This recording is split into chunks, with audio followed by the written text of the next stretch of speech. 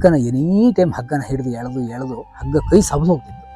ಸವದೋಗಿ ಎಷ್ಟೋ ಸಮಯದಲ್ಲಿ ಕೈಲಿ ರಕ್ತ ಬಂದಿದ್ದು ಉಂಟು.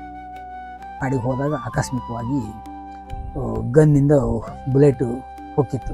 ಎರಡನೇ ಮಗಳು 3 ವರ್ಷ ಇದ್ಲು, ಅವಳು ಕೂಡ ಹೋಗಿ ಲಾಂಛನ ದಾಟಿಸ್ಕೊಂಡು ಬಂದಿದ್ಲು. ಆಮೇಲೆ ಅಷ್ಟು ವ್ಯವಸ್ಥೆನ ಅಷ್ಟು ಸುರಕ್ಷಿತವಾಗಿ ಮಾಡಿದ್ದೆ ಅದನ್ನು. ಮಿತ್ರರೇ ನಮಸ್ತೆ. ಇಂದು ಕಾರಣಗಿರಿಯಿಂದ 3 ಕಿಲೋಮೀಟರ್ ದೂರದಲ್ಲಿರುವ ಬಿಲ್ಸಾಗರ ಊರಿನ ಶ್ರೀ ಶಂಕರಣ್ಣ ಇವರನ್ನು ಭೇಟಿ ಮಾಡುತ್ತಿದ್ದೇವೆ. ಇಂದು ನಾವು ಕಾಣುತ್ತಿರುವ ಈ ಲಾಂಚಿನ ಹಿಂದೆ ಹಲವು ವರ್ಷಗಳ ಕಠಿಣ ಹೋರಾಟ ಅಡಗಿದೆ. ಮೊದಲು ಇದು ಕೇವಲ ಒಂದು ಸಣ್ಣ ತೆಪ್ಪವಾಗಿತ್ತು. ಹಾಗಾದರೆ ಬನ್ನಿ ಮಿತ್ರರೇ, ಇಂದಿನ ಸಾಧಕರ ಬದುಕಿನ ಹೆಜ್ಜೆ ಗುರುತನ್ನು ತಿಳಿಯೋಣ. ನಮ್ಮ ತಂದೆಯವರು ಮನೆಯಿಂದ ಹೊರಗಡೆ ಬಂದು ಇಲ್ಲಿ ದೋಣಿ ಅವ್ರು ನಡೆಸ್ತಾ ಇದ್ದಿದ್ರು. ಅವ್ರು ನಡೆಸ್ತಾ ಇದ್ದಾಗ ಕೆಲವು ವರ್ಷಗಳ ಕಾಲ ನಡೆಸಿದ್ರು ಅವರೇ. ನಾವ್ಯಾರು ಸಹಾಯಕ್ಕೇನು ಬೇಕಿರಲಿಲ್ಲ, ಅವರೇ ನಡೆಸ್ತಿದ್ರು. ಆಮೇಲೆ ಸ್ವಲ್ಪ ಅವರಿಗೆ ನಡೆಸೋಕ್ಕಾಗದಿದ್ದಾಗ ನಾವು ನಡೆಸ್ಬೇಕಾಗಿ ಬಂತು. ಖಾಲಿ ದೋಣಿ ಮಾತ್ರ ಹುಟ್ಟು ಹಾಕಿ ನಡೆಸ್ತಕ್ಕಂಥದ್ದು, ಜನ ದಾಟಿಸ್ತಕ್ಕಂಥಷ್ಟು ಮಾತ್ರ ಇತ್ತು. ದೋಣಿ ನಡೆಸ್ಕೊಂಡಿದ್ರೆ ನಮ್ಗೆ ಜೀವನಕ್ಕೆ ಸಾಕಾಗ್ತಿರ್ಲಿಲ್ಲ. ಅದರಲ್ಲಿ ಕೆಲವೊಂದಿಷ್ಟು ವರ್ಷಗಳ ಕಾಲ ನಾವು ಮನೆಯಲ್ಲಿ ದುಡಿಮೆ ಮಾಡ್ಕೊಂಡು ಇಲ್ಲಿ ಹೇಗೋ ದೋಣಿ ನಡೆಸ್ಕೊಂಡಿದ್ವಿ, ತಂದೆಯವರಿಗೋಸ್ಕರ ದೋಣಿ ನಡೆಸ್ಕೊಂಡಿದ್ವಿ. ಆಮೇಲೆ ನಾವೇ ನಿಲ್ಬೇಕಾಗಿ ಬಂದಾಗ ದುಡಿಮೆ ಆಗ್ತಿರಲಿಲ್ಲ. ಆಮೇಲೆ ದುಡಿಮೆ ಇಲ್ಲಲ್ಲ, ದುಡಿಮೆ ಹೇಗೆ ಬೇಡೋದು ಅಂತ ಬೇಸಿಗೆಯಲ್ಲಿ ನೀರು ಇಳಿದಾಗ ತುಂಬ ವೆಹಿಕಲ್ಗಳು ಓಡಾಡ್ತಿದ್ವು. ಅದನ್ನೊಂದು ಗಮನದಲ್ಲಿ ಇಟ್ಟುಕೊಂಡು ನೀರು ಮೇಲೆ ದಾಡ್ಸಕ್ಕೆ ಮಾಡಿದ್ರೆ ಹೇಗೆ ಜನರಿಗೂ ಅನುಕೂಲ ಆಗುತ್ತೆ, ನಮಗೂ ಒಂದು ದುಡಿಮೆ ಆಗುತ್ತೆ ಅಂತ ನಮಗೊಂದು ತಲೆ. ಯಾವಾಗ ಮೀನು ತೆಪ್ಪದವರೆಲ್ಲ ಬರ್ತಿದ್ರ, ತೆಪ್ಪ ಮೀನು ಹಿಡಿಯಕ್ಕೆ ಬರ್ತಿದ್ರು, ಇದ್ರ ಮೇಲೆ ಅದನ್ನ ಈ ತೆಪ್ಪ ಮಾಡಿ ಅದ್ರಲ್ಲಿ ಯಾಕೆ ದಾಡ್ಸೋದು ಅಂತ ಒಂದು ಯೋಚನೆ ಮಾಡಿದೆ. ಅವಾಗ ಒಂದು ತೆಪ್ಪ ಬಂದಾಗ ಆ ತೆಪ್ಪದಲ್ಲಿ ಸುಮ್ಮನೆ ಆ ಬದಿಯವರಿಗೆ ಹತ್ತು ನಿಂತು ಅಲ್ಲಿ ಎಷ್ಟು ಇದೆ, ಅದು ಬ್ಯಾಲೆನ್ಸ್ ಹೇಗಿದೆ, ಎಷ್ಟು ಇದು ಮಾಡುತ್ತೆ ಅಂತ ನೋಡ್ಬಿಟ್ಟು ಅದ್ರ ಆಧಾರದ ಮೇಲೆ ನಾನು ನಮ್ದೇ ಒಂದು ಪ್ಲಾನ್ ಮಾಡಿ ಮಾಡಿ ಅದು ಎಷ್ಟು ಕೇಳಿದ್ರೆ 10 ಅಡಿ ಆಗಲ್ಲ 10 ಅಡಿ ಆಗಲ್ಲ. ಅವಾಗ ಅದೇನಾದ್ರು ಕೇಳಿದ್ರೆ ಮುಚ್ಚೋದಿಲ್ಲ. ಸಣ್ಣ ತೆಪ್ಪಗಳಾದ್ರೆ ಏನಾದ್ರು ಕೇಳಿದ್ರೆ ಬದಿ ಹೋದ ತಕ್ಷಣ ಮಗಚಿ ಬಿಡುತ್ತೆ. ಮಗಚಿದ್ರೆ ಎಲ್ಲರಿಗೂ ಜೀವಕ್ಕೆ ಅಪಾಯ ಅಲ್ಲ. ದಾಡ್ಸೋ ತುಂಬ ಕಷ್ಟ ಇತ್ತು. ಅದು ಹುಟ್ಟು ಹಾಕಿ ದಾಡ್ಸ್ಬೇಕಿತ್ತು. ನಾವು ಮಾಡಿರೋ ತೆಪ್ಪ ದೊಡ್ಡದಾಗಿದ್ದರಿಂದ ನೀರಲ್ಲಿ ಸರಾಗಿ ಹೋಗಿ ಪಾಸ್ ಆಗ್ತಿರ್ಲಿಲ್ಲ. ಅದು ಒಳಗಡೆ ಮತ್ತೆ ನೀರು ಬರ್ತಿತ್ತು, ಬರೀ ಪ್ಲಾಸ್ಟಿಕ್ ಚೀಲ, ಅದಕ್ಕೆ ಟಾರ್ಗಳನ್ನು ಹಚ್ಚಿ ಮಾಡಿರ್ತಕ್ಕಂಥದ್ದು. ನಾವು ಹೊಟ್ಟೆ ಇರ್ತಿತ್ತು, ಅದರಲ್ಲಿ ನೀರು ಒಳಗಡೆ ಬರ್ತಿತ್ತು. ಅವಾಗ ಅದು ಸರಾಗಿ ಹೋಗಿ ಪಾಸ್ ಆಗ್ತಿರಲಿಲ್ಲ. ಹಾಗೆ ಅದನ್ನೇ ಏನೋ ಮಾಡಿ 2 ವರ್ಷ ಅದರಲ್ಲಿ ಏನೇನೋ ಸಾಧನೆಗಳನ್ನು ಮಾಡಿ 2 ವರ್ಷ ಅದನ್ನೇ ರಿಪೇರಿ ಮಾಡ್ತಾ ನಡೆಸಿದ್ರಿ. ನಡೆಸಿ 2 ವರ್ಷ ನಡೆಸಿದೆ. ನಗರದಲ್ಲಿ ಒಂದು ಫೈಬರ್ ಅಂದ್ರೆ ಫಸ್ಟ್ ಕಬ್ಬಿಣ ಮೋಲ್ಡರ್ ಮಾಡಿದ್ವಿ. ಕಬ್ಬಿಣ ಮೋಲ್ಡರ್ ಮಾಡಿಬಿಟ್ಟು ಅದಕ್ಕೆ ಹೊರಗಡೆ ಫೈಬರ್ ಕೊಟ್ಟಿವಿ. ಅವಾಗ ಅದು ಏನಾಗುತ್ತೆ ಅಂದರೆ ನೀರ್ ಮೇಲೆ ಸರಾಗಿ ಹೋಗಿ ದಾಟುವಂಥ ವ್ಯವಸ್ಥೆ ಆಯಿತು. ತುಂಬ ಚೆನ್ನಾಗಾಯಿತು. ಅವತ್ತೇನೋ ರೆಡಿ ಮಾಡಿ ತಂದು ಹಾಕಿದ್ಮೇಲೆ 2 ವರ್ಷ ತುಂಬ ಚೆನ್ನಾಗಿ ನಡ್ಸಕ್ಕೆ ಭಾಳ ಅನುಕೂಲ ಆಯಿತು. ಜನರಿಗೂ ಅನುಕೂಲ ಆಯಿತು. ಆಮೇಲೆ ಜನರಿಗೆ ಧೈರ್ಯ ಬಂತು. ಅಲ್ಲಿವರೆಗೆ ಜನರಿಗೆ ಧೈರ್ಯ ನಾವು ಬಿದಿರು ತೆಪ್ಪ ಮಾಡಿದಾಗ ಹೇಗೆ ಕೇಳಿದ್ರೆ, ಮನೆಯಲ್ಲಿ ಫ್ಯಾಮಿಲಿಯವರು ಇದ್ದಾಗ ಮನೆಯಲ್ಲಿ ಲೇಡೀಸ್ ಇದ್ದವರು ಇಲ್ಲೂ ಬಿಲ್ಸಾಗರ ಅಂದ್ರೆ ಅಲ್ಲಿ ತೆಪ್ಪದಲ್ಲಿ ದಾಡ್ಸೋದು, ನೀವು ಅಲ್ಲಿ ಹೋಗ್ಬೇಡಿ ಅಂತ. ಆಮೇಲೆ ಯಾವಾಗ ನಾವು ತೆಪ್ಪ ದಾಡಿಸಿ ತೆಪ್ಪದಲ್ಲಿ ಬುಲೆಟ್ ಬೈಕನ್ನೆಲ್ಲ ದಾಡಿಸಿದ್ವಿ ಅಂತ ಆದಾಗ ಸ್ವಲ್ಪ ಊರಿನವ್ರಿಗೆ ಎಲ್ಲರಿಗೂ ಸ್ವಲ್ಪ ಧೈರ್ಯ ಬಂತು. ಅವಾಗ ಅಲ್ಲಿವರೆಗೆ ಯಾರಿಗೂ ಧೈರ್ಯ ಇರಲಿಲ್ಲ. ಯಾಕಂದರೆ ತುಂಬ ಜನ ಇಲ್ಲೆಲ್ಲ ತೆಪ್ಪ ಮಗಿಸಿ ತುಂಬ ಜನ ಇದಾಗಿದ್ದು ಉಂಟು. ಆ 2ನೇ ವರ್ಷದ ಕೊನೆಯಲ್ಲಿ ದಾಡ್ಸಕ್ಕೆ ಆಗ್ತಿರಲಿಲ್ಲ. 2 ಹಗ್ಗನ ಕಟ್ಟಿ ಹಗ್ಗ ಸಹಾಯದಿಂದ ದಾಡ್ಸಿದ್ದೆ ನಾನು. ಈ ಐಡಿಯಾ ಎಲ್ಲಿಂದ ಬಂತು ನಿಮ್ಗೆ? ಹಗ್ಗ ಬಗಿಲಿಕ್ಕೆ ಆಗ್ತಿರ್ಲಿಲ್ಲ. ಬಗ್ಗಿ ತುಂಬಾ ಕಷ್ಟ. ಈಗ ಒಂದೊಂದೇ ಬೈಕ್ ಬರ್ತಿದ್ದು, ದಾಡ್ಸಿದ್ನಲ್ಲ, ಬೆನ್ನು ಪೈನ್, ತುಂಬಾ ಪೈನ್ ಬರ್ತಿತ್ತು, ದಾಡ್ಸಕ್ ಆಗ್ತಿಲ್ಲ. ಏನ್ ಬರ್ಲಿ ವ್ಯವಸ್ಥೆ ಹೋಗ್ಬೇಕು ಅಂತ. ಯಾಕಂದ್ರೆ ಇದ್ರಲ್ಲಿ ದಾಡ್ಸಿನ ಮಾತ್ರ ಆಗಲ್ಲ. ಏನು ಒಂದು ಹಗ್ಗ ಕಟ್ಟಿದ್ರೆ ಏನಾಗುತ್ತೆ, ಹಗ್ಗ ಕಟ್ಟಿದಾನೆ ಹಗ್ಗ ಹೇಳಿದ್ರೆ ಮೂವ್ ಆಗುತ್ತಲ್ಲ ಅಂತ ಒಂದು ತಲೆಯಲ್ಲಿ ಬಂತು. ಹಗ್ಗ ಕಟ್ಟಿ ದಾಡ್ಸಕ್ಕೆ ಶುರು ಮಾಡಿದೆ. ದಾಡ್ಸಕ್ಕೆ ಶುರು ಮಾಡಿದ್ಮೇಲೆ ಒಬ್ರು ಪ್ರಜಾವಾಣಿ ಪೇಪರ್ನವ್ರು ಬಂದವರು, ನೋಡಿದವರು ಅವ್ರು ಪೇಪರಲ್ಲಿ ಬರೆದ್ರು, ಹುಟ್ಟು ಹಾಕದೆ ಹೊಸ ಹಾದಿಯ ಹುಟ್ಟು ಹಾಕಿದ ಅಂತ. ಇದು ಯಾವ ನಮಗೆ ಏನೋ ಒಂದು ಮಾಡ್ಬೇಕಂದು ಉತ್ಸಾಹಕ್ಕೆ ಸ್ವಲ್ಪ ದುಡಿಮೆ ಬರಕ್ಕೆ ಶುರು ಆದ್ರಿಂದ ಏನೋ ದುಡಿಮೆ ಮಾಡಕ್ಕೆ ಶುರು ಮಾಡಿದ್ವಿ. ಹಾಗಾಗಿ ಸ್ವಲ್ಪ ಇಂಪ್ರೂವ್ಮೆಂಟ್ ಆದ್ವಿ. ಆಮೇಲೆ ಅದನ್ನೆಲ್ಲ ಪೇಪರ್ಲೆಲ್ಲ ಬಂದದ್ದು ಇದನ್ನೆಲ್ಲ ಇಟ್ಕೊಂಡು ಕಡೆಗೆ ನಮ್ಮ SS ನಾಗರಾಜ್ ಅವರು ಸ್ವಲ್ಪ ಮನಸ್ಸು ಮಾಡಿ ಇಲ್ಲಿ ಊರಿನವರೆಲ್ಲ ಒಂದು 4 ಜನ ಸೇರಿ ಏನೋ ಈ ಥರ ಒಂದು ವ್ಯವಸ್ಥೆ ಮಾಡ್ಕೊಂಡಿದ್ವಿ, ಇನ್ನೂ ಸ್ವಲ್ಪ ಒಳ್ಳೆ ವ್ಯವಸ್ಥೆ ಮಾಡ್ಕೊತೀವಿ ಅಂಥೇಳಿ ಇವು ಮುಳುಗಡೆ KPC ಅವ್ರು ಮುಳುಗಡೆ ಮಾಡಿದ್ರಿಂದ KPC ಅವರು ಒಂದು ಮನವಿ ಕೊಡೋಕೆ ಅಂತ ಹೋದರು. ಮನವಿ ಕೊಟ್ಟು ಬಂದರು. ಆಮೇಲೆ ಅವ್ರು ಬಂದು ಇಲ್ಲಿ ನಮ್ಮ ವ್ಯವಸ್ಥೆಯಲ್ಲಿ ನೋಡಿ ಅವರಿಗೆ ಬಹಳ ಖುಷಿ ಆಯಿತು. ಯಾವುದೇ ಸರ್ಕಾರದ ಸೌಲಭ್ಯ ಇಲ್ಲದೇ ಇದ್ರು ಕೂಡ ಸಾರ್ವಜನಿಕವಾಗಿ ಇವರು ಇಷ್ಟೊಂದು ವ್ಯವಸ್ಥೆ ಮಾಡ್ಕೊಂಡಿದಾರಲ್ಲ, ನಿಮ್ಗೇನೋ ಸಹಾಯ ಮಾಡ್ತೀವಿ ಅಂತೇಳಿ ಅವ್ರು ಮುಂದೆ ಬಂದರು. ಕೊನೆಗೆ ಅವ್ರು ಮುಂದೆ ಬಂದು KPCಯಿಂದ ನಮ್ಗೆ 5 ಲಕ್ಷ ಅಮೌಂಟನ್ನು ಸ್ಯಾಂಕ್ಷನ್ ಮಾಡಿದ್ರು. ಅಬ್ಬಾ. ನಿಮಗೆ ಹೆಂಗೆ ಬೇಕು ಆ ರೀತಿ ನೀವು ಲಾಂಚನ್ನು ಮಾಡ್ಕೊಳ್ಳಿ ಅಂತ. ಹಾ. ಏನ್ ಮಾಡಿದ್ವಿ ಅಂದ್ರೆ 2 ವೀಲರ್ ಮಾತ್ರ ದಾಟಿಸ್ತಿದ್ವಿ ನಾವಿಲ್ಲಿ, 4 ವೀಲ್ ದಾಟುವಂಥ ವ್ಯವಸ್ಥೆನ ಮಾಡ್ಕೊಳ್ಳಿ ಅಂತ. ಕೊನೆಗೆ ಅವರು ಆಯ್ತು ಸರಿ ಅಂದ್ರು. ಅವರು ಅಮೌಂಟನ್ನು ಸ್ಯಾಂಕ್ಷನ್ ಮಾಡಿದ್ರು. ಕೊನೆಗೆ ಇಲ್ಲಿ ಊರಿನೆಲ್ಲ ಇದು ಮಾಡಿ ಕಡೆಗೆ ನಾವು ಏನು ಈ ತೆಪ್ಪ ಬಿದ್ದ ತೆಪ್ಪದಿಂದ ನಾವು ಫೈಬರ್ ತೆಪ್ಪಕ್ಕೆ ಹೋಗಿದ್ವಲ್ಲ, ಫೈಬರ್ ತೆಪ್ಪ ಮಾಡಿದ್ವಲ್ಲ, ಆ ಫೈಬರ್ ತೆಪ್ಪ ಮಾಡಿ ಕೊಟ್ಟವರು ಒಬ್ಬಿದ್ದಾರೆ. ಹಾ. ಅದು ಫೈಬರ್ ಕೋಟ್ ಮಾಡಿಕೊಟ್ಟವರು, ಅದು ಹೆಮ್ಮಾಡಿ, ಕುಂದಾಪುರದ ಹೆಮ್ಮಾಡಿಯಲ್ಲಿ ಇದ್ದಾರೆ. ಅವರು ಹತ್ರ ಸಲಹೆಗೆ ಹೋದ್ವಿ ನಾವು.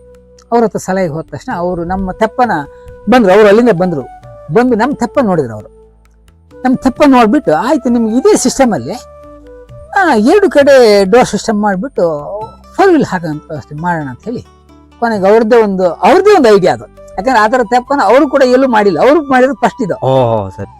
2 ವೀಲರ್ ದಾಡ್ಸಂತ ತೆಪ್ಪ ದಾಡ್ಸೋದಕ್ಕೂ 4 ವೀಲ್ ಹಾಕಿ ದಾಡ್ಸಂತ ತೆಪ್ಪ ನಮ್ಮ ತೆಪ್ಪ ಎಲ್ಲ ಲಾಂಚ್ ಥರ ಮಾಡಿದ್ವಿ. ಲಾಂಚ್ ಅದು ಹೆಚ್ಚು ಕಮ್ಮಿ 2 ಟನ್ ವೆಯ್ಟ್ ಇತ್ತು. ಅದು 2 ಟನ್ ವೆಯ್ಟನ್ನ ನೀರ್ ಮೇಲೆ ಸರಾಗಿ ಹೋಗಿ ದಾಡ್ಸೋದು ಅಷ್ಟು ಸುಲಭದ ಕೆಲಸ ಅಲ್ಲ, ತುಂಬಾ ಕಷ್ಟ ಇತ್ತು. ನಡೆಸೋದಕ್ಕೆ ಅನುಕೂಲ ಆಗ್ಬೇಕಲ್ಲ ಈಗ, ಯಾಕಂದ್ರೆ ನಡೆಸೋದು ಕಷ್ಟ. ಈ ಲಾಂಚ್ ಆಗಲಿ ತೆಪ್ಪನ ಕೂಡ ನಡೆಸೋದು ಕಷ್ಟ ಇತ್ತು. ಅವತ್ತು ಕೂಡ ತೆಪ್ಪ ನಡೆಸೋದು ಕಷ್ಟ ಇತ್ತು. 2 ಕಬೆ ಕೋಲ್ ಮಾಡಿಬಿಟ್ಟು ಆ ಕಬೆ ಕೋಲೊಳಗೆ ಹಗ್ಗ ಹಾಕಿ ಎಳಿತಿದ್ದೆ. ತುಂಬಾ ಎಳೆಯೋದು ಕಷ್ಟ, ಅದು ಎಳ್ಕೊಂಡು ಹೋಗೋದು ಕಷ್ಟ ಆಗಿತ್ತು. ಮತ್ತೆ ಹಗ್ಗ ಸೌದು ಹೋಗ್ತಿತ್ತು. ಅದಕ್ಕೆ ವರ್ಷತ್ತಿನೊಳಗೆ ಏನ್ ಮಾಡಿದೆ ಕೇಳಿದ್ರೆ ಆ ತೆಪ್ಪ ದಾಡ್ಸೋ ವ್ಯವಸ್ಥೆಯಲ್ಲಿ ಅದಕ್ಕೆ ಬೇರಿಂಗ್ ಸಿಸ್ಟಮ್ನ ಅಳವಡಿಸಿದ್ದೆ ನಾನು. ಕೆಳಗಡೆ ಅಡ್ಡ ಸೈಡು, 2 ಅಡ್ಡ ಸೈಡು, ಕೆಳಗಡೆ 2 ಸೈಡು ಹಿಂಗೆ ಬೇರಿಂಗ್ ಮಾಡಿ ಬೇರಿಂಗ್ ಒಳಗಡೆ ಹಗ್ಗ ಹಾಕಿ ಎಳೆಯಕ್ಕೆ ಶುರು ಮಾಡಿದೆ. ಅವಾಗ ಅನುಕೂಲ ಇನ್ನು ಚೆನ್ನಾಗಾಯ್ತು, ಅದು ಇನ್ನು ಸ್ಪೀಡಾಗಿ ಹೋಗಕ್ಕೆ ಶುರು ಆಯ್ತು. ಇದು ಬಕ್ಕೊಂಡು ಕೂತ್ಕೊಂಡು ಎಳೆಯುವಂಥ ಸಿಸ್ಟಮ್ ಅಲ್ಲಿ ಇತ್ತು. ಹಾಗಾಗಿ ಎಳೆಯಕ್ಕೆ ಆಗ್ತಿರಲಿಲ್ಲ ಅದನ್ನ. ಆಮೇಲೆ ಅದನ್ನ ಸಿಸ್ಟಮ್ ಅನ್ನ ಚೇಂಜ್ ಮಾಡಿದೆ ನಾನು. ಅದನ್ನ ಬೇರಿಂಗ್ ಸಿಸ್ಟಮ್ ಮಾಡಿಬಿಟ್ಟು ಅದನ್ನ ಬೇರಿಂಗ್ ಇಂದ ಎಳೆಯಕ್ಕೆ ಮಾಡಿದ್ಮೇಲೆ ಎಳೆಯೋದಕ್ಕೆ ಅನುಕೂಲ ಆಯ್ತು. ಅದರಲ್ಲಿ ಸತತವಾಗಿ 6 ವರ್ಷ ಎಳೆದೇ ದಾಡ್ಸಿದ್ವಿ, ಕೈಯಲ್ಲಿ ಎಳೆದು. ಆದ್ರೆ ಕೈಲಿ ಎಳೆದು ವೆಹಿಕಲ್ ಹಾಕಿದವು ವೆಯ್ಟ್ ಜಾಸ್ತಿ ಬರುತ್ತೆ. ಮತ್ತೆ ಎನಿ ಟೈಮ್ ಎಳೆಯೋದು ವೆಹಿಕಲ್ ಜಾಸ್ತಿ ಶುರುವಾದು. ದಿನ ಹೋಗಿ ಅಂತ ಕೈಗೆ ಎಣ್ಣೆ ಹಚ್ಕೊಂಡು ಮಲಗ್ತಿದ್ರೆ ಹೇಗೆ ಶಂಕರಣ್ಣ? ಇಲ್ಲ, ಕೈಯಲ್ಲಿ ರಕ್ತ ಬರೋದು. ನಾವೇನ್ ಮಾಡ್ತೀವಿ, ಟ್ಯೂಬ್ ಎಲ್ಲ ಬರುತ್ತೆ, ಟ್ಯೂಬ್ನೆಲ್ಲ ಕಟ್ ಮಾಡಿ ಕೈ ಹಿಂಗೆ ಹಾಕೊಂಡ್ಬಿಟ್ಟು ಅಡಿಕೆ ಸುಲಿತಾರಲ್ಲ ಆ ತರ ಕೈಗೆ ಹಾಕೊಂಡ್ಬಿಟ್ಟು ಅದ್ರ ಎಳೆ ಶುರು ಮಾಡಿದ್ವಿ. ಏನೇ ಎಳೆದ್ರು ಕೂಡ ಕೈ ಉಳಿತಿರ್ಲಿಲ್ಲ. ಯಾಕಂದ್ರೆ ಹಗ್ಗನ ಎನಿ ಟೈಮ್ ಹಗ್ಗನ ಹಿಡಿದು ಎಳೆದು ಹಗ್ಗ ಕೈ ಸವದು ಹೋಗ್ತಿತ್ತು. ಸವದೋಗಿ ಎಷ್ಟೋ ಸಮಯದಲ್ಲಿ ಕೈಲಿ ರಕ್ತ ಬಂದಿದ್ದು. ಅವಾಗ ಏನಾಯ್ತು, 5-6 ವರ್ಷ ಕಳೆದ್ವಿ ನಾವು. ಅಷ್ಟೊತ್ತಿಗೆ ಏನಾಯ್ತು ಕೇಳಿದ್ರೆ, ಈ ವ್ಯವಸ್ಥೆಯಲ್ಲಿ ಹಿಂಗೆ ಎಳೆದ್ರೆ ನಾವು ಬದುಕಲ್ಲ. ಯಾಕಂದ್ರೆ ನಮ್ ಜೀವನ ಸುಧಾರಿಸ್ಬೇಕಲ್ಲ. ನಿಮ್ಮ ಆರೋಗ್ಯ ಇದ್ರೆ ಮಾತ್ರ ತಾನೇ. ನಮ್ಮ ಆರೋಗ್ಯ ಸರಿ ಇದ್ರೆ ನಾವು ಮುಂದೆ ದುಡಿಮೆ ಮಾಡೋದು. ಆರೋಗ್ಯ ಸರಿ ಇಲ್ಲ ದುಡಿಮೆ ಮಾಡೋದು ಹೇಗೆ? ಮತ್ತೆ ಜನರಿಗೂ ಅಷ್ಟೇ ಎಳೆದಾಡ್ಸೋದು ತುಂಬಾ ಕಷ್ಟ ಆಗ್ತಿತ್ತು. ಅದಕ್ಕೆ ಏನಾದ್ರು ಒಂದು ಬದಲಿ ವ್ಯವಸ್ಥೆ ಮಾಡಬೇಕು ಅಂತ ಒಂದು ತಲೆಯಲ್ಲಿ ಏನಿತ್ತು ಕೇಳಿದ್ರೆ, ಪೆಟ್ರೋಲ್ ಮಿಷಿನ್ಗಳನ್ನ ಹಾಕ್ಬೋದು, ಹಾಕಕ್ಕೆ ಬರುತ್ತೆ ಅಂತ ಗೊತ್ತಿದೆ. ಆದ್ರೆ ಅದನ್ನ ಹಾಕಿದ್ರೆ ಖರ್ಚು ಜಾಸ್ತಿ. ಮತ್ತೆ ಪದೇ ಹಾಳಾದ್ರೆ ರಿಪೇರಿ ತುಂಬಾ ಖರ್ಚು ಬರುತ್ತೆ. ಯಾಕಂದ್ರೆ ಹಾಳಾದ್ರೆ ರಿಪೇರಿ ಮಾಡಕ್ಕೆ ಇಲ್ಲೆಲ್ಲ ವ್ಯವಸ್ಥೆಗಳಿಲ್ಲ. ಅದಕ್ಕೋಸ್ಕರವಾಗಿ ಕರೆಂಟ್ ಇಂದ ಮಾಡಬೇಕು ಅಂತ. ಕರೆಂಟ್ ಇಂದ ಮಾಡಿದ್ರೆ ಹಾಳಾಗೋದಿಲ್ಲ. ಮತ್ತೆ ಮಿಷನರಿಗಳಾದ್ರೆ, ಈಗ ನಮ್ಮಲ್ಲಿ ಏನ್ ಸಮಸ್ಯೆ ಏನಾಗಿತ್ತು ಕೇಳಿದ್ರೆ, ನಾನು ನಮ್ಮ ಮಿಸಸ್ ಇಬ್ರು ದಾಡ್ತಿದ್ವಿ. ನಾನು ಎಲ್ಲೋ ಪೇಟೆಗೆ ಹೋದಾಗ ನಮ್ಮ ಮಿಸಸ್ ದಾಡ್ತಿದ್ರು. ಈಗ ಮಿಷಿನಲ್ಲಿ ಆದ್ರೆ ಮಿಷನ್ ಎಲ್ಲ ನಮ್ಮ ಮಿಸಸ್ಸಿಗೆಲ್ಲ ಸ್ಟಾರ್ಟ್ ಮಾಡಿ ದಾಡ್ಸೋದು ಎಲ್ಲ ಕಷ್ಟ ಆಗುತ್ತೆ. ಅದಕ್ಕೋಸ್ಕರ ಏನಾದರೂ ಮಾಡಿ ಸುಲಭದಲ್ಲಿ ಯಾರು ಬೇಕಾದ್ರೂ ದಾಡಿಸ್ಬೇಕು, ಆ ಥರ ವ್ಯವಸ್ಥೆ ಮಾಡ್ಬೇಕಂತ ಒಂದು ತಲೆಯಲ್ಲಿ ಅದನ್ನ ಮುಂದಿಟ್ಕೊಂಡು ಕರೆಂಟಿಂದ ಮಾಡಬೇಕು ಅಂತ. ಕರೆಂಟಿಂದ ತಳ್ಳೋದು ಹೇಗೆ, ನೀರನ್ನು ತಳ್ಕೊಂಡು ಹೋಗ್ಬೇಕಲ್ಲ, ಏನಾದ್ರು ಮಾಡಿ ಮೂವ್ ಆಗ್ಬೇಕಲ್ಲ, ಮೂವ್ ಮಾಡೋದು ಹೇಗೆ ಅಂತ. ನನ್ನದೇ ಒಂದು ಬೋರ್ ಮೋಟ್ರ್ ಇತ್ತು, ಒಂದು ತಗೊಬಂದು ಸುಮ್ಮನೆ ನಾವು ಲಾಂಚಲ್ಲಿ ನೀರು ಹಾರಿಸಿದ ನೀರು ಸುಮ್ಮನೆ ಹಾರತ್ತೆ ಬಿಟ್ಟರೆ ಲಾಂಚ್ ಮೂವ್ ಆಗ್ತಿರ್ಲಿಲ್ಲ. ಏನು ಮಾಡೋದು ಅಂತ ಕೊನೆಗೆ ಏನೆಲ್ಲ ಮಾಡಿ ಕೊನೆಗೆ ಆ ಮೋಟ್ರನ್ನ ತಗೊಂಡೋಗಿ ಬಿಚ್ಚಿದೆ. ವರ್ಕ್ಶಾಪಲ್ಲಿ ಬಿಚ್ಚಿಸ್ಬಿಟ್ಟು ಒಂದು ಸ್ವಲ್ಪ ಅಡ್ಡ ರೇಖೆ ಮಾಡಿ ಹಿಂಗೆ ಅಡ್ಡ ಫ್ಯಾನ್ ಇಟ್ಟು ತಿರ್ಸೋಣ ಅಂತ ಮಾಡಿದೆ. ಅದು ಸಕ್ಸಸ್ ಆಗಿಲ್ಲ. ಆದರೆ ಅದರಲ್ಲಿ ಒಂದು ಸುಳಿವು ಸಿಕ್ತು ನಮ್ಗೆ. ಅದರಲ್ಲಿ ಅಡ್ಡ ಫ್ಯಾನ್ ಇಟ್ಟಾಗ ಹಿಂಗೆ ಲಾಂಚ್ ತಿರ್ಸ್ತಿತ್ತು ಅದು. ಇದು ಬರುತ್ತೆ ಅನ್ನೋದು ಒಂದು ಐಡಿಯಾ ಆಯಿತು. ಆಮೇಲೆ ಅದನ್ನು ರೇಖೆಗಳು ಸಣ್ಣ ಮಾಡಿದೆ. ಅವಾಗ ಸ್ವಲ್ಪ ನೀರಿನ ತಳ್ಳ ಪ್ರಮಾಣ ಗೊತ್ತಾಯಿತು. ಮತ್ತೆ ಹೋಗಿ ಲೇತಲ್ಲಿ ಕೂತ್ಕೊಂಡು ಮತ್ತೆ ಅದನ್ನು ಸರಿ ಮಾಡಿಸ್ಕೊ ಬಂದೆ. ಅವಾಗ ತಳ್ಳ ಬರುತ್ತೆ ಅನ್ನೋದು ಒಂದು ಐಡಿಯಾ ಆಯಿತು. ಆಮೇಲೆ ಹೇಗೆ ತಳ್ಳಬೇಕು, ಹೇಗೆ ಅದು ಫ್ಯಾನ್ ಹೀಗೆ ಇಟ್ಟಾಗ ಆ ಕಡೆ ತಳ್ತಿತ್ತು. ಅದನ್ನ ಕಡೆ ಮೋಟರ್ ಸಿಸ್ಟಮ್ ಉಲ್ಟಾ ಇಟ್ಟಾಗ ಲಾಂಚನ್ನು ತಳ್ಳ ಶುರು ಮಾಡಿದೆ. ಅವಾಗ ಎಷ್ಟು ಖುಷಿ ಆಯ್ತು ಕೇಳಿದ್ರೆ ಅಷ್ಟು ಖುಷಿ ಪಟ್ಟಿದ್ದೆ ನಾನು. ಯಾಕಂದ್ರೆ ಇದರಿಂದ ತಳ್ಳಕ್ ಬರುತ್ತಲ್ಲ ಇವತ್ತು ಅನ್ನೋದು. ಅದೆಲ್ಲ ಮೋಟರ್ ತಳ್ಳೋದು ಓಕೆ ಆಯ್ತು, ಆದ್ರೆ ಕರೆಂಟ್ ಲೈನ್ ತರೋದು ಹೇಗೆ ಅಂತ.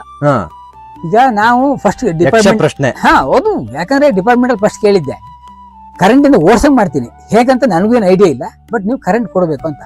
ಅವ್ರು ಆಯ್ತು ಅಂದಿದ್ರು, ಕೊಡ್ತೀವಿ ಅಂದಿದ್ರು.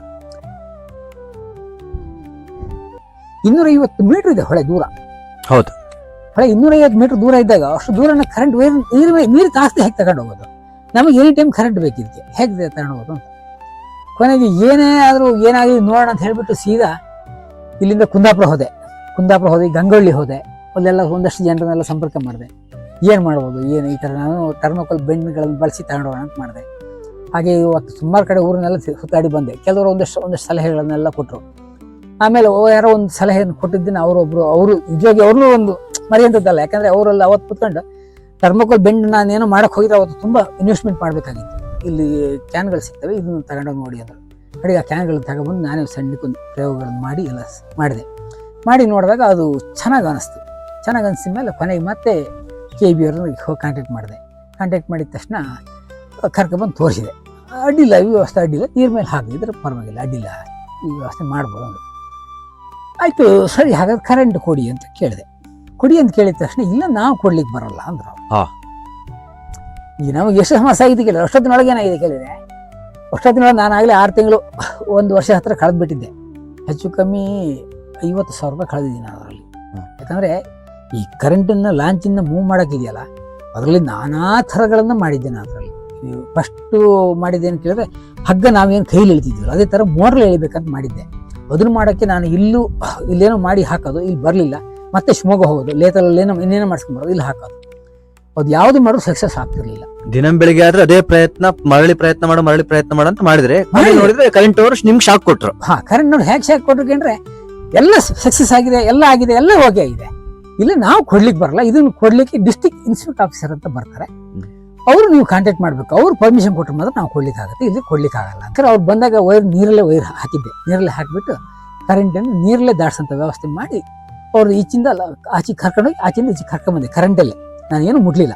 ಆದ್ರೆ ಅವ್ರು ಬಂದ ತಕ್ಷಣ ಏನು ಮಾಡಿದ್ರು ಕೇಳಿದ್ರೆ, ವೈರ್ ನೀರಲ್ಲಿ ಹಾಕಿದ್ದೆ. ಬಂದರೆ ನಾನು ಬೈದ್ಬಿಟ್ರು. ಫಸ್ಟ್ ಬಂದಿದ್ದೆ ಬೈದಿದ್ದು ನನಗೆ ಅವರು. ಅಲ್ಲ, ನೀವು ಕ್ಯಾನ್ ಮಾಡ್ಕೊಂಡಿದ್ರಲ್ಲ, ಅದೇನಾಯ್ತು? ಅಲ್ಲಲ್ಲ, ಅದು ಶಾಂಪಲಿಗೆ ಮಾತ್ರ ಮಾಡಿಟ್ಟಿದ್ದೆ ಅಷ್ಟೇ.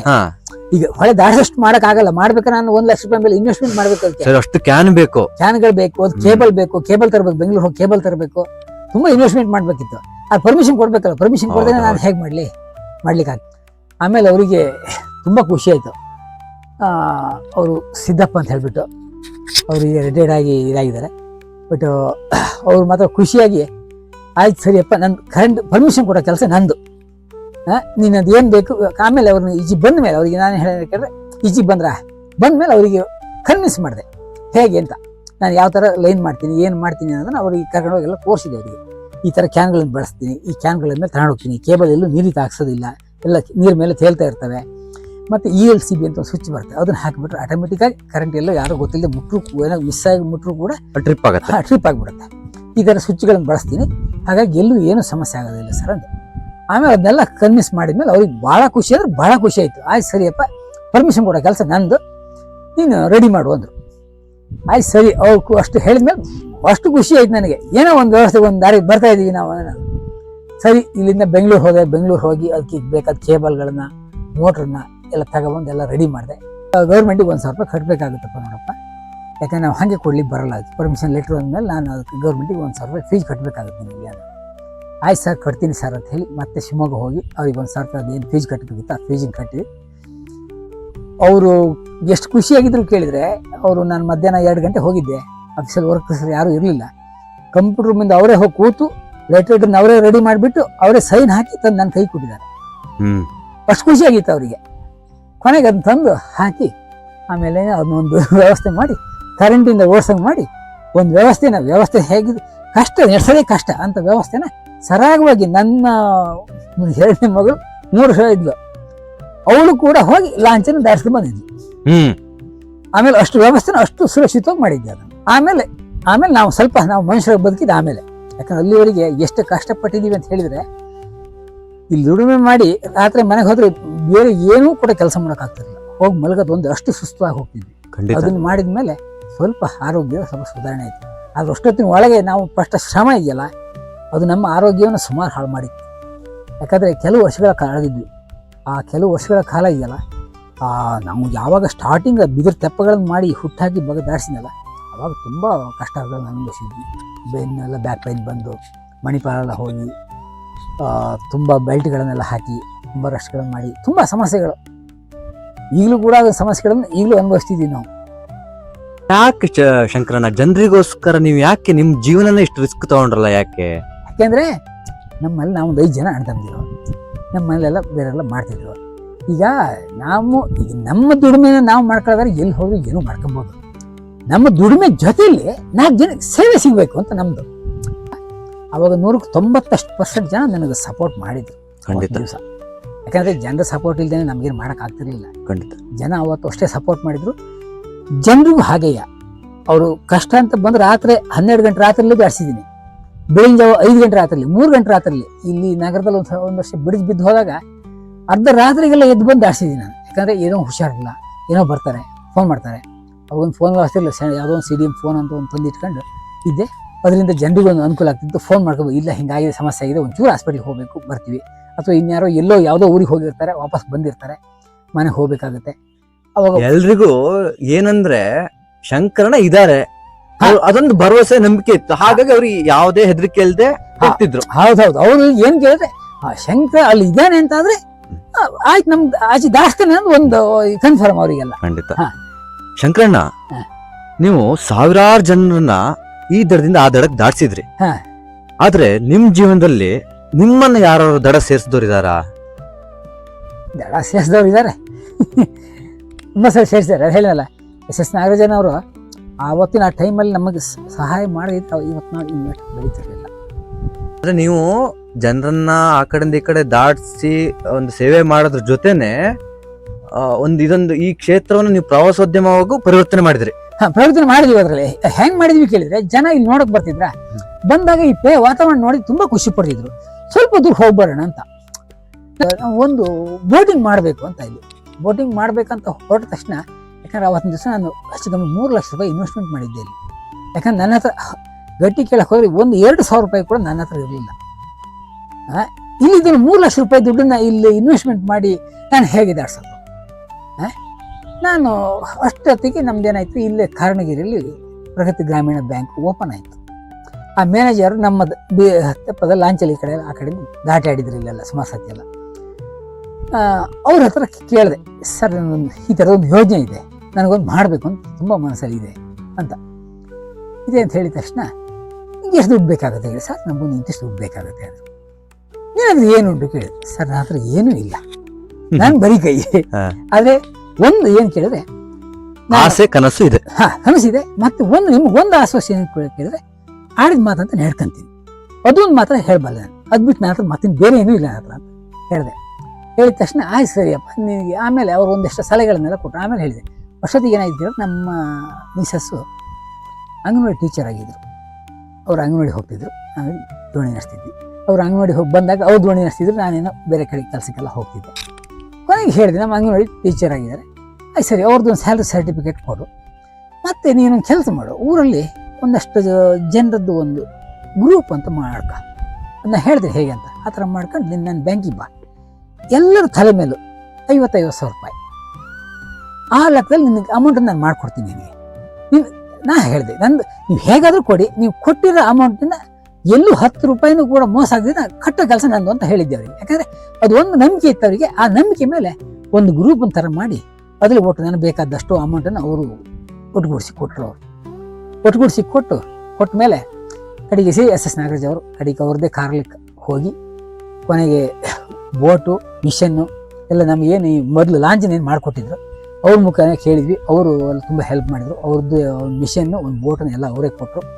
ಕೊನೆಗೆ ಅವ್ರ ಬ್ಯಾಂಕ್ನವ್ರ ಮುಖಾನೇ ಅವ್ರನ್ನೇ ಕರ್ಕೊಂಡು ಬಂದು ಇದನ್ನು ಒಂದು ಓಪನ್ ಅಂತ ಮಾಡಿದ್ವಿ. ಓಪನ್ ಅಂತ ಮಾಡಿ ಅವ್ರನ್ನೆಲ್ಲ ಕರ್ಕೊಂಡ್ಬಂದು ಬೋಟಿಂಗ್ ಎಲ್ಲ ಮಾಡಿದೆ. ತುಂಬ ಒಂದಿನ ಹೀಗೆ ಬೋಟ್ನ ಏನು ಮಾಡಿದೆ, ಮಿಷನ್ ಎಲ್ಲಿ ಬೋಟ್ಲ ಇಟ್ಟು ಮನೆಗೆ ಹೋಗ್ತಿದ್ದೆ.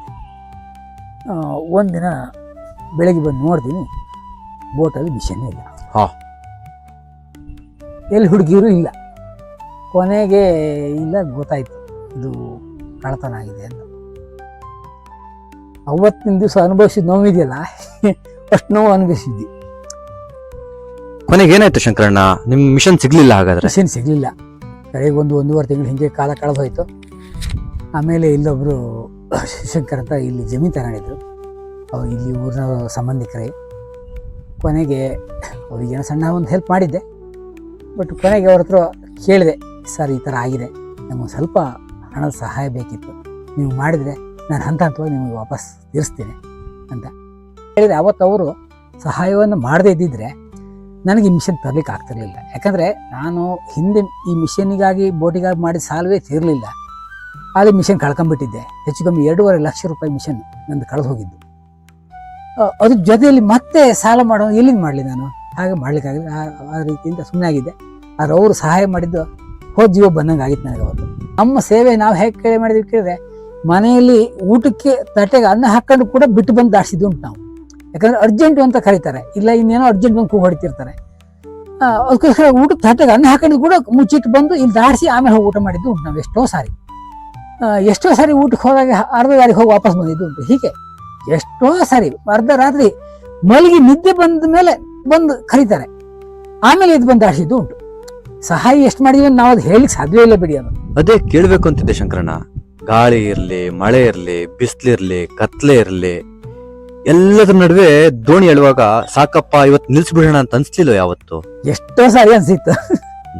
ಆದ್ರೆ ಒಂದ್ ಅನ್ಸುತ್ತೆ, ನಾವು ನಿಲ್ಸಿ ಹೋದ್ರೆ ಆಮೇಲೆ ನಮ್ದು ಏನುಂಟು? ನಾವು ಏನ್ ಸಮಾಜಕ್ಕೆ ಏನ್ ಸೇವೆ ಕೊಟ್ವಿ? ನಿಮ್ಮ ದೋಣಿಯಲ್ಲಿ ದಾಟಿದ ಯಾವ ಮಗುವೋ, ಇಂದು ದೊಡ್ಡ ಅಧಿಕಾರಿ ಆಗಿರ್ಬೋದು, ಯಾವ ರೋಗಿಯೋ ಬದುಕಿ ಉಳ್ಕೊಂಡಿರ್ಬೋದು, ಆ ವಿಚಾರ ಬಂದಾಗ ನಿಮ್ಮ ಮನಸ್ಸು ಏನ್ ಹೇಳ್ತಿತ್ತು? ಇಲ್ಲ, ತುಂಬಾ ಕೆಲವೊಂದು ವಿಚಾರಗಳು ಇದೆಯಲ್ಲ. ಹೇಗೆ ಕೇಳಿದರೆ, ಒಂದು ಸಣ್ಣ ಘಟನೆ ಇಲ್ಲೇ ನಡೆದಿತ್ತು. ಏನಾಗಿದೆ ಕೇಳಿದರೆ, ಪಾಪ ಅವರು SC ಜನಾಂಗದವರು, ಸ್ವಲ್ಪ ಈ ಕಾಡುಗಳಿಗೆಲ್ಲ ಓಡಾಡ್ತಕ್ಕಂಥದ್ದು ಜಾಸ್ತಿ, ಅವರು ಶಿಕಾರಿಗಳನ್ನು ಮಾಡ್ತಕ್ಕಂಥದ್ದು. ಅವ್ರು ಏನೋ ಕಾಡಿಗೆ ಹೋದಾಗ ಆಕಸ್ಮಿಕವಾಗಿ ಗನ್ನಿಂದ ಬುಲೆಟು ಹೋಗಿತ್ತು. ರಾತ್ರಿ 8 ಗಂಟೆಗೆ ಆಗಿತ್ತು. ಬಟ್ ಅವರು ನನಗೆ ವಿಷಯ ತಿಳಿಸ್ಲಿಲ್ಲ. ನನಗೆ ಗೊತ್ತಾಗೋ ರಾತ್ರಿ 10 ಗಂಟೆ ಆಗಿತ್ತು. ಫೋನ್ ಮಾಡಿ, ಇಲ್ಲ ಹಿಂಗಾಗಿದೆ ಶಂಕರ, ಹಿಂಗೆ ಹಾಸ್ಪಿಟ್ಲಿಗೆ ಹೋಗಬೇಕು ಅಂತ. ಸರಿ ಅಂತ ಹೇಳಿದೆ. ನಾನು ಮತ್ತೆ ರಾತ್ರಿ 10 ಗಂಟೆಯಲ್ಲಿ ಲಾಂಚ್ ತಗೊಂಬಂದು ಕರ್ಕೊಂಡ್ಬಂದು ಹೊಳೆ ದಾಟಿಸಿದೆ. ಹೊಳೆ ದಾಟಿಸಿದ ತಕ್ಷಣ ಏನಾಯಿತು ಕೇಳಿದರೆ, ಅವರಿಗೆ ಪಾಪ ಹೊರಗಡೆ ಪ್ರಪಂಚ ಗೊತ್ತೇ ಇಲ್ಲ. ಇಲ್ಲ ಶಂಕರಣ್ಣ, ಹಿಂಗಾಗಿ ನೀವು ಹೊಳೆ ದಾಟಿಸಿದಾಯ್ತಲ್ಲ, ಈಗ ನಮ್ಮ ಜೊತೆ ಒಂಚೂರು ನೀವು ಬನ್ನಿ, ನಮ್ಗೆ ಏನೂ ಗೊತ್ತಾಗ್ತಿಲ್ಲ, ಏನಾರು ಮಾಡಿ ಕರ್ಕೊಂಡು ಹೋಗ್ಬೇಕು, ಆಸ್ಪತ್ರೆ ತನಕ ನೀವು ಬನ್ನಿ ಅಂತ. ನಾನು ಏನೋ ಕಷ್ಟಪಟ್ಟು ಹೊಸನಗರದವ್ರಿಗೆ ಹೋದೆ. ಏನೋ ನನ್ನ ಮನೇಲಿ ಏನೋ ಹಾಸ್ಪಿಟ್ಲ್ ಹುಷಾರಿರಲಿಲ್ಲ, ಮನೇಲಿದ್ದೇನೋ ಒಂದು ಸ್ವಲ್ಪ ದೋಣಿಯಲ್ಲಿ ಏನೋ ಬಂದು ದುಡ್ಡನ್ನೆಲ್ಲ ಒಟ್ಟು ಇಟ್ಟಿದ್ದೆ. 1,000 ರೂಪಾಯಿನೋ ಆಗಷ್ಟಿತ್ತು. ಒಂದು ತಗೊಂಡು ಜೋಬಿ ಹಾಕೊಂಡು ಸೀದಾ ಹೊಸನಗರ ಅಂತ ಹೋದೆ. ಹೊಸನಗರ ಅಂತ ಹೋದ ತಕ್ಷಣ ಹೊಸನಗರ ಹೋದರೆ ಇಲ್ಲ ಆಗೋದಿಲ್ಲ ಅಂತ, ಇಲ್ಲ ತೀರ್ಥಹಳ್ಳಿ ಹೋಗಿ ಅಂದ್ರೆ. ಪಾಪ ಅವ್ರು ನನಗೆ ಬೆನ್ನು ಹತ್ತಿಬಿಟ್ರು. ಇಲ್ಲ ಶಂಕರಣ್ಣ, ನೀವು ಬರಲೇಬೇಕು ನನ್ನ ಜೊತೆಗೆ, ಈಗ ನಮಗೆ ಏನೂ ಗೊತ್ತಾಗ್ತಿಲ್ಲ, ನೀವು ಒಂಚೂರು ಬರಬೇಕು. ತೀರ್ಥಹಳ್ಳಿಗೆ ಆಯ್ತು ಸರಿ ಅಂತೆ. ತೀರ್ಥಹಳ್ಳಿ ಹೋದ್ವಿ. ತೀರ್ಥಹಳ್ಳಿಗೆ ಹೋದ್ರೆ ಅಲ್ಲೂ ಆಗಲ್ಲ ಅಂತ ಆಯ್ತು. ಅಲ್ಲೂ ಆಗಲ್ಲ ಅಂತ ಆದಾಗ ಏನು ಮಾಡೋದು ಅಂತ, ಇಲ್ಲ ನೀವು ಮಣಿಪಾಲ್ ಹೋಗಿ ಅಂತ ಯಾರ ಹತ್ರ ದುಡ್ಡಿಲ್ಲ, ಫೋನ್ ಇಲ್ಲ, ಒಂದು ಏನು ವ್ಯವಸ್ಥೆ ಇರಲಿಲ್ಲ ಅವತ್ತು ದಿವಸ. ಅವತ್ತು ಕೊನೆಗೆ ಅವ್ರ ಹತ್ರ ಹೇಳಿದೆ, ಆಯ್ತು ನಾನು ದುಡ್ಡಿನ ವ್ಯವಸ್ಥೆ ಇಲ್ಲ, ಏನೋ ಮಾಡ್ತೀನಿ, ನೀವು ನಾಳೆ ಸಹ ಅವ್ರಿಗೆ ತೊಗೊಂಡ್ಕೊಡ್ಬೇಕು, ಯಾಕಂದ್ರೆ ನನ್ನ ಹತ್ರ ದುಡ್ಡಿಲ್ಲ ಕೊಡ್ಲಿಕ್ಕೆ, ನೀವು ನಾಳೆ ಸಹ ವ್ಯವಸ್ಥೆ ಮಾಡಿದ್ರೆ ನಾನು ತೀರ್ಥಹಳ್ಳಿ ದುಡ್ಡು ಮಾಡ್ತೀನಿ. ಆ ತೀರ್ಥಹಳ್ಳಿ ಪೇಟೆಯಲ್ಲಿ 1 ಗಂಟೆ ರಾತ್ರಿ 3,000 ರೂಪಾಯಿ ದುಡ್ಡಿನ ವ್ಯವಸ್ಥೆ ಮಾಡಿದೆ ನಾನು. ಯಾರ್ದೋ ಒಂದು ಪರಿಚಯ ಇತ್ತು, ಯಾರಿಗೂ ಒಂದು ಫೋನ್ ಮಾಡಿಸಿ ಅವ್ರ ಮುಖಾಂತರ ಏನೋ ವ್ಯವಸ್ಥೆ ಮಾಡಿ ರಾತ್ರಿ 1 ಗಂಟೆ 3,000 ರೂಪಾಯಿ ದುಡ್ಡು ಮಾಡಿ ಅವ್ರನ್ನ ಅಲ್ಲಿಂದ ಕರ್ಕೊಂಡು ಹೊರಡ್ರಿ. ಎಲ್ಲಿಗೆ? ಮಣಿಪಾಲಿಗೆ ಅಂತೇಳಿ. ಹೋಗೋ ಹೇಗಾಗಿತ್ತು ಈಗ ನಿಜವಾಗಿ ಅವತ್ತು ಅವನು ಉಳಿತಾನ ಅಂತ ಹೇಳಿ ನನ್ನ ಮನಸ್ಸಲ್ಲಿ ಇರಲಿಲ್ಲ.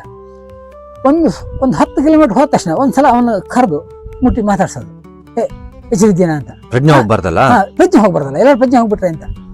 ಹಾಗೆ ಮಾಡಿ ಕರ್ಕೊಂಡು ಹೋದ್ವಿ. ಮಣಿಪಾಲ್ ಹೋದ್ರೆ ಅಲ್ಲಿ ಎಲ್ಲ ದುಡ್ಡು ಕಟ್ಟ ಹೇಳಿದ್ರೆ ಆಗಲ್ಲ ಅಂತ ಹೇಳಿ ಕಡೆಗೆ ಅಲ್ಲಿಂದ ಸೀದಾ ಮಂಗಳೂರು ವೆನ್ಲಾಕಿ ಕರ್ಕೊಂಡು ಹೋದ್ವಿ. ವೆನ್ಲಾಕಿ ಕರ್ಕೊಂಡು ಹೋಗಿ ವೆನ್ಲಾಕಿಗಂತೂ ಅಡ್ಮಿಟ್ ಮಾಡಿದ್ವಿ. ಅಡ್ಮಿಟ್ ಮಾಡಲಿವರೆಗೂ ಅವ ಬದುಕಂತ ನನಗಂತೂ ಮನಸ್ಸಲ್ಲಿ ಇರಲೇ ಇಲ್ಲ. ಅದು ಏನೇ ಆಗಲಿ, ಈ ಬಟ್ ಆಕಸ್ಮಿಕವಾಗಿ ಆಗಿದೆ, ಅವ್ರಾಗಿ ಮಾಡ್ಕೊಂಡಿದ್ರೆ ಏನು ಮಾಡಿದ್ರೆ ಗೊತ್ತಿಲ್ಲ, ಆದರೆ ಅವ್ನು ಬದುಕಿಸ್ಬೇಕು ಅಂತ. ಇಲ್ಲಿ ನೋಡಿ ನಮ್ಮ ಮನೇಲಿ ನೋಡಿದ್ರೆ ನಮ್ಮ ಮಿಸ್ಸಸ್ಸು ಫುಲ್ ಪ್ರೆಗ್ನೆಂಟ್. ಅವರನ್ನು ಬಿಟ್ಟು ನೀವು ಇವ್ರ ಜೊತೆ ಹೋದ್ರೆ? ಅವ್ರ ಜೊತೆ ಹೋಗಿದ್ದೆ. ತುಂಬ ಸಮಸ್ಯೆ ಇತ್ತು, ಆದರೂ ಕೂಡ ಹೋಗಿ ಏನೇ ಆಗಲಿ ಅಂತ ಹೇಳಿ ಕರ್ಕೊಂಡು ಹೋಗಿ ಹಾಸ್ಪಿಟಲ್ ಸೇರಿಸಿ ಅದರಿಂದ ಅಂತೂ ಮಾರೇನು ವಾಪಸ್ ಬಂದೆ. ಆಮೇಲೆ ಅವರು ಒಂದಷ್ಟು ದಿವಸ ಬದುಕಿ ಬಂದರು. ಆದರೆ ಬರುವಾಗ ಏನಾಗಿತ್ತು, ಹೋಗುವಾಗ ಒಂದು ಘಟನೆ ನಡೆದಿತ್ತು. ನಾವು ಅವತ್ತೆಲ್ಲ ಉಳಿದಿದ್ದೆ ಆಶ್ಚರ್ಯ. ಒಂದು ಆಕ್ಸಿಡೆಂಟ್ ಆಗಬೇಕಿತ್ತು. ಅದು ಏನೋ ಅವತ್ತು ಆಂಬುಲೆನ್ಸ್ ಡ್ರೈವರ್ ಅವತ್ತು ಬದುಕಿದ್ದಾನೆ ಎಲ್ಲರನ್ನೂ. ಇವತ್ತು ಕೂಡ ಅದು ಮರೆಯಂಗಿಲ್ಲ, ಜೀವನದಲ್ಲಿ ಯಾವತ್ತೂ ಅದು ಮರೆಯಂಗಿಲ್ಲ. ಅದು ಹ್ಯಾಕ್ ತಪ್ಪಿಸಿದ ಗೊತ್ತಿಲ್ಲ, ಆಂಬುಲೆನ್ಸ್ ಡ್ರೈವರ್ ಅವತ್ತು ಎಲ್ಲರನ್ನೂ ಬದುಕಿಸಿದ್ದಾನೆ ಅವನು. ಇವತ್ತು ಅವನು ಬದುಕಿ ಇವತ್ತು ಅವನ ಜೀವನ ಅವನು ನಡೆಸ್ತಾ ಇದ್ದಾನೆ. ಅವನು ಮದುವೆ ಆಗಿರಲಿ, ಇವತ್ತು ಮದುವೆ ಆಗಿ ಅವನಿಗೊಂದು ಹೆಣ್ಮಗು, ಇವತ್ತು SSC ಏನೋ ಓದ್ತಾ ಇದ್ದಾನೆ ಅವನು. ಇವತ್ತು ಅವನು ಬದುಕಿ ಇವತ್ತು ಅವನ ಪಡಿಗೆ ಅವನು ಇವತ್ತು ಬದುಕಿದ್ದಾನೆ. ಅವತ್ತು ದಿವಸ ನಾವೇನಾದರೂ ಆಗಲ್ಲ ಅಂತ ಹೇಳಿ ನಾವೇನಾದ್ರು ಅವತ್ತು ಕೈ ಬಿಟ್ಟಿದ್ರೆ, ಅವನೇನಾದರೂ ಹೋಗಿದ್ರೆ ನಮಗೆ ಎಷ್ಟು ನೋವಾಗ್ತಿತ್ತು. ಖಂಡಿತ ಇದು ನಿಮ್ಮನ್ನು ನೋಡ್ತಾ ಇದ್ರೆ ಶಂಕರಣ್ಣ ನಿಜವಾಗ್ಲೂ ಹೆಮ್ಮೆ ಅನ್ಸತ್ತೆ ಶಂಕರಣ್ಣ ಹಾ. ಇಷ್ಟು ವರ್ಷ ಜೀವನ ನೋಡಿದಿರಿ, ಹಾ. ಜೀವನದಲ್ಲಿ ತುಂಬಾ ಮುಖ್ಯವಾದದ್ದು ಏನು? ಜೀವನದಲ್ಲಿ ಮುಖ್ಯವಾದದ್ದು ಹೇಗೆ ಕೇಳಿದರೆ, ನಾವು ಮನುಷ್ಯರಾಗಿ ಹುಟ್ಟಿದ್ದೀವಿ. ಮನುಷ್ಯರಾಗಿ ಹುಟ್ಟಿದ ಮೇಲೆ ಸಮಾಜಕ್ಕೆ ಏನೋ ಸೇವೆ ಮಾಡಬೇಕು. ಬರೀ ಸಮಾಜಕ್ಕೆ ಸೇವೆ ಮಾಡಿ ಸಾಲ, ಅದರಿಂದ 4 ಜನಕ್ಕೆ ಒಳ್ಳೇದಾಗಬೇಕು. ಹೇಗೆ ಬದುಕಲಿ? ಬದುಕಿದ್ದು ಬೇರೆಯವ್ರಿಗೆ ನೋವು ಕೊಡಬಾರ್ದು. ಈಗ ಬೇರೆಯವರಿಗೆ ನೋವು ಕೊಟ್ಟು ಬದುಕಿದ್ರೆ ನಾವು ಅದು ಬದುಕಾಗೋದಿಲ್ಲ. ಯಾವಾಗಲೂ ಹೇಗೆ ಕೇಳಿದ್ರೆ ಬೇರೆಯವ್ರಿಗೆ ಒಳ್ಳೇದು ಮಾಡಿ ನಾವು ಬದುಕಬೇಕು. ನಮ್ಮಿಂದ ಬೇರೆಯವ್ರಿಗೆ ಒಳ್ಳೇದಾಗಬೇಕು. ಬೇರೆಯವ್ರ ಬದುಕನ್ನು ಹಾಳು ಮಾಡಿ ನಾವು ಒಳ್ಳೇದಾದ್ರೂ ಅದು ಬದುಕಾಗೋದಿಲ್ಲ. ಬೇರೆಯವ್ರಿಗೆ ಒಳ್ಳೇದು ಮಾಡಿ ಬೇರೆಯವ್ರ ಜೀವನ ಹಸನ್ಮುಖಿ ಆಗೋ ರೀತಿಯಲ್ಲಿ ನಾವು ನಡೆಸ್ಕೊಂಡು ನಾವು ಬದುಕಿದ್ರೆ ಅದು ನಿಜವಾದ ಬದುಕು. ತಾತ್ಪರ್ಯ ಏನು ಅಂದ್ರೆ, ಇನ್ನೊಬ್ಬರ ಖುಷಿಯಲ್ಲಿ ತನ್ನ ಖುಷಿಯನ್ನು ಕಾಣುವ ಶಂಕರಣ್ಣ. ನಾವು ಯಾವಾಗಲೂ ಹಾಗೆ. ಸಣ್ಣವನಿದ್ದಾಗ ಹೊರಗಡೆ ಎಲ್ಲ ಕೆಲಸ ಮಾಡ್ತಿದ್ದೆ. ಅವಾಗ ಹೇಗೆ ಕೇಳಿದ್ರೆ ನಮಗೆ ಹೊರಗಡೆ ಪ್ರಪಂಚ ಏನೂ ಗೊತ್ತಿಲ್ಲ. ಯಾರೋ ದುಡ್ಡು ಇಟ್ಟರೆ ತೆಕ್ಕೊಳ್ಳೋದು, ಇಂಥವನ್ನೆಲ್ಲ ಹಿಂದೆ ಮಾಡಿದವನು ನಾನು, ಇಲ್ಲ ಅಂತಿಲ್ಲ. ಅದನ್ನ ಯಾವಾಗ ತಿಳ್ಕೊಂಡೆ ಕೇಳಿದರೆ, ಈ ಸಾರ್ವಜನಿಕ ಸೇವೆಗಂತ ಬಂದಲ್ಲ ಅವಾಗ ತಿಳ್ಕೊಂಡೆ ಅದೆಲ್ಲ. ಅವತ್ತು ನಾನು ಮಾಡಿ ತಪ್ಪು ಇದು ಅಂತ ಬರೋದು. ಮತ್ತೆ ಸದಾ ನಾವು ಯಾವತ್ತೂ ಬೇರೆಯವ್ರಿಗೆ ಒಳ್ಳೆ ಆಗೋ ರೀತಿಯಲ್ಲಿ ನಾವು ಮಾತಾಡಬೇಕು. ಬೇರೆಯವ್ರಿಗೆ ನೋವಾಗೋ ರೀತಿಯಲ್ಲಿ ಯಾವತ್ತೂ ನಡ್ಕೊಳ್ಬಾರ್ದು ನಾವು. ಖಂಡಿತ. ಆ ಥರ ಇದ್ದಾಗ ಮಾತ್ರ ಸಮಾಜದಲ್ಲಿ ನಮಗೂ ಒಂದು ಸ್ಥಾನ ಸಿಗುತ್ತೆ.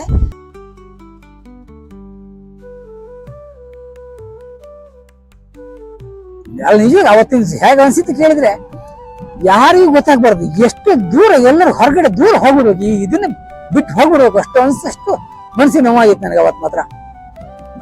ಮರದಲ್ಲೇ ಕಣ್ಣೀರು ಹಾಕಿದ್ದೆ. ಯಾಕಂದ್ರೆ ಅಷ್ಟು ಅನುಭವಿಸಿದ್ದೆ. ಅಷ್ಟು ಕಷ್ಟ ಅವತ್ತು ಮಾಡಕ್ಕಾಗ್ತಿಲ್ಲ. ಒಂದ್ ಕಡೆ ಮನೆಗೆ ಹೋದ್ರೆ ಈ ತಂದೆಯವರು ಬಾಯಿ ಬಂದಂಗೆ ಬೈಯೋರು, ನಿನಗಿದ್ ಬೇಕಾ ನಿನಗಿದೆಲ್ಲ ಅಂತ ಅನುಭವಿಸಿ ಕೊನೆಗೆ ಮಾರದಿನ ಬೆಳಿಗ್ಗೆ ಎದ್ದ ಮೇಲೆ ಅನಿಸ್ತು, ಏನೋ ಮತ್ತೆ ಇಲ್ಲೇ ಇರೋಣ, ಏನೋ ಮಾಡೋಣ ಮತ್ತೆ ಅಂತ. ಮಳೆ ಇರಲಿ, ಗಾಳಿ ಇರಲಿ, ಕತ್ತಲ ರಾತ್ರಿ ಇರಲಿ, ಈ ಮನುಷ್ಯನ ಸೇವೆಗೆ ಯಾವ ಅಡ್ಡಿಯೂ ಇರಲಿಲ್ಲ. ಸೇವೆಯನ್ನು ವೃತ್ತಿಯಾಗಿ ಅಲ್ಲ, ಧರ್ಮವಾಗಿ ಬದುಕಿದ ಈ ವ್ಯಕ್ತಿ ಕೇವಲ ಒಂದು ಲಾಂಚ್ ನಡೆಸಲಿಲ್ಲ. ಅವರು ಸಾವಿರಾರು ಜನರ ಬದುಕನ್ನು, ಕನಸುಗಳನ್ನು, ಆಸೆಗಳನ್ನು ಒಂದು ದಡದಿಂದ ಮತ್ತೊಂದು ದಡಕ್ಕೆ ಸುರಕ್ಷಿತವಾಗಿ ತಲುಪಿಸಿದರು. ಇಂದು ಸೇತುವೆ ನಿರ್ಮಾಣವಾಗುತ್ತಿರಬಹುದು, ದೋಣಿ ನಿಲ್ಲಬಹುದು, ಆದರೆ ಜನರ ಹೃದಯಗಳಲ್ಲಿ ಇವರಿಗಾಗಿ ನಿರ್ಮಾಣವಾದ ಸೇತುವೆ ಎಂದಿಗೂ ಕುಸಿಯುವುದಿಲ್ಲ. ಸಮಾಜಕ್ಕಾಗಿ ಬದುಕಿದ ಇಂತಹ ಸರಳ ಮನುಷ್ಯರೇ ನಮ್ಮ ನಿಜವಾದ ಸಾಧಕರು. ಇದು ಸಂಕೇತನ. ಮತ್ತೊಬ್ಬ ಸಾಧಕರ ಬದುಕಿನ ಹೆಜ್ಜೆ ಗುರುತಿನೊಂದಿಗೆ ಮತ್ತೆ ಭೇಟಿಯಾಗೋಣ. ಧನ್ಯವಾದಗಳು ಮಿತ್ರರೇ.